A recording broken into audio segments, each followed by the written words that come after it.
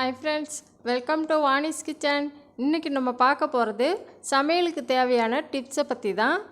குழம்புல உப்பு அதிகமாகிடுச்சுன்னா 1 ஸ்பூன் அளவுக்கு பொட்டுக்கடலை மாவு இல்லைன்னா சோள மாவு எடுத்து தண்ணியில் கரைச்சி கொதிக்கிற குழம்புல ஊற்றி நல்லா கிளறி விட்டு கொதிக்க வச்சு எடுத்திங்கன்னா உப்பு சரியாயிடும். ரசத்தில் உப்பு அதிகமாகிடுச்சுன்னா மிளகு ஜீரக பொடி 1 டம்ளர் தண்ணி கொஞ்சமாக எலுமிச்சை ஜூஸு சேர்த்து நல்லா கொதிக்க வச்சு எடுத்திங்கன்னா உப்பு சரியாயிடும்.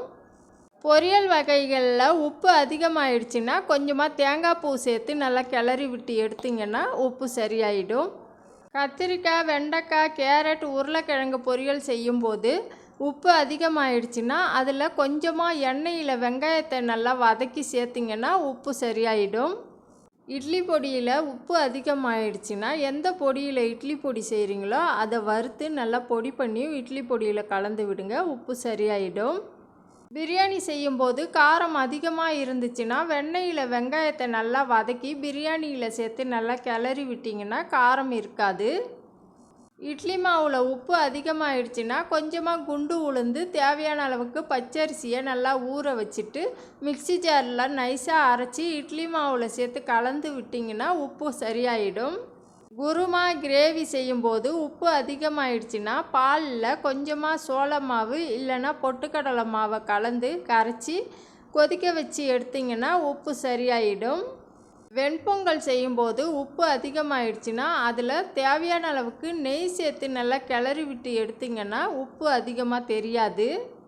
சாம்பார் குழம்பு செய்யும்போது உப்பு அதிகமாக தெரிஞ்சிச்சுன்னா 2-3 தக்காளியை மிக்ஸி ஜாரில் சேர்த்து நைஸாக அரைச்சி கொதிக்கிற குழம்புல ஊற்றி நல்லா கொதிக்க வச்சு எடுத்திங்கன்னா உப்பு தன்மை இருக்காது.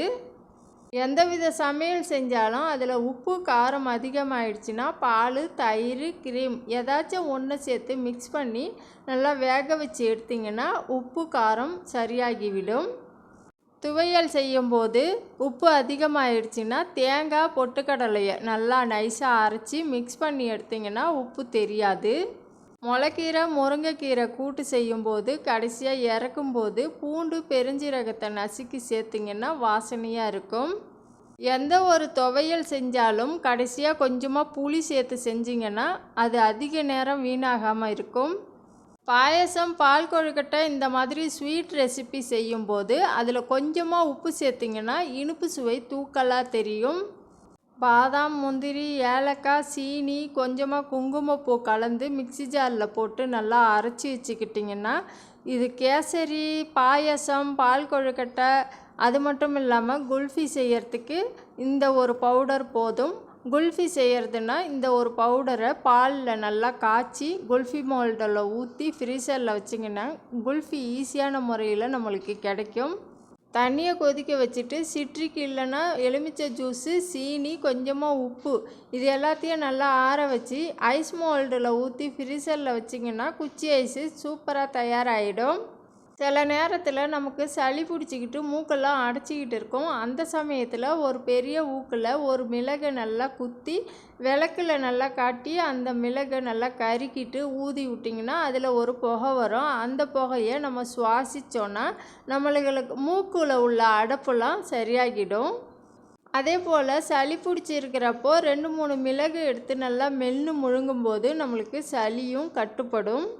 குதிகால் வலி, முட்டி வலி இருக்கிறவங்க தணலில் ஒரு செங்கலை வச்சு நல்லா சூடானதும் அது மேலே எருக்கம் இலையை வச்சு அந்த எருக்கம் இலை நல்லா சூடாக இருக்கும். அப்போது நம்ம குதிகாலை நல்லா வச்சு ஒத்தடம் கொடுக்குற மாதிரி எடுத்து விடணும். அப்போது வலி நல்லா கட்டுப்படும். இதை ஒரு 3-4 தடவை நம்ம செஞ்சால் சரியாயிடும். கை காலில் வீக்கம், ரத்தக்கட்டுலாம் இருந்துச்சுன்னா நாட்டு மருந்து கடையில் ரத்தப்பாலம்னு விற்கும். அதை எடுத்துகிட்டு நல்லா காய்ச்சி அந்த வீக்கம் உள்ள இடத்துல தடவுனா அந்த ரத்தக்கட்டுலாம் கட்டுப்படும். சில பேருக்கு கடுமையான தலைவலி இருக்கும். அப்படியாப்பட்டவங்க ஒரு சாணாக்கில் 1 ஸ்பூன் அளவுக்கு தண்ணி சேர்த்து சமையலுக்கு பயன்படுத்துகிற பட்டையை எடுத்து நல்லா தேய்க்க க்ரீம் பாத்திரத்தில் செக்கச்செவேன்னு வரும். அந்த க்ரீமை எடுத்து தலையில் 10 போட்டிங்கன்னா தலைவலி கட்டுக்குள்ளே வரும். சில பேருக்கு உடம்பு சூட்டால் அவங்க போட்டிருக்கிற கொலுசெல்லாம் கண்ணங்கரேன்னு ஆகிடும். அப்படியாப்பட்டவங்க நம்ம சமையலுக்கு பயன்படுத்துகிற ஆப்ப சோடாவை தண்ணியில் சேர்த்து நல்லா கொதிக்க வச்சு, கொதிக்கிற தண்ணியில் இந்த கருப்பான கொலுசு சேர்த்து ஒரு 5 நிமிஷம் கொதிக்க வச்சு எடுத்திங்கன்னா அப்படியே வெள்ளை வெள்ளைன்னு வந்துடும். அதுவும் பத்தலைன்னா ப்ரெஷ்ஷில் கொஞ்சமாக பேஸ்ட் வச்சு தேய்ச்சிங்கன்னா பளீர்னு இருக்கும். செஞ்சு பாருங்கள்.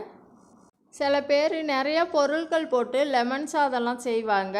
எப்படி செஞ்சாலும் சில பேருக்கு பிடிக்காது. அப்படியாப்பட்டவங்க வெந்தயத்தை நல்லா சிவக்க வறுத்து பொடி பண்ணி வச்சுக்கோங்க. லெமன் ரசம் செய்யும்போது இதில் 1 ஸ்பூன் சேர்த்து நல்லா லெமன் ரைஸ் செஞ்சு பாருங்கள். சூப்பரான டேஸ்ட்டில் எல்லாருக்குமே பிடிச்ச மாதிரி இருக்கும். புளிக்குழம்பு செய்யும்போது செம புளிப்பாக வச்சுருவாங்க. அப்படியாப்பட்டவங்க ஒரு துண்டு வெல்லத்தை சேர்த்து செய்யும்போது புளிப்பு கட்டுக்குள்ளே வரும். நான் சொன்ன டிப்ஸில் ஏதாச்சும் ஒன்று உங்களுக்கு பிடிச்சிருக்கும். அது எதுன்ட்டு கமெண்ட் பண்ணுங்கள். உங்களுக்கு ஏதாச்சும் டிப்ஸ் வேணும்னா எங்களுக்கு கண்டிப்பாக கமெண்ட் பண்ணுங்கள். இந்த வீடியோ பிடிச்சிருந்தா லைக் பண்ணுங்கள், கமெண்ட் பண்ணுங்கள். எங்கள் சேனலை சப்ஸ்கிரைப் பண்ணி வச்சுக்கோங்க. நாளைக்கு இன்னொரு வீடியோவில் பார்ப்போம். தேங்க்யூ, பாய்.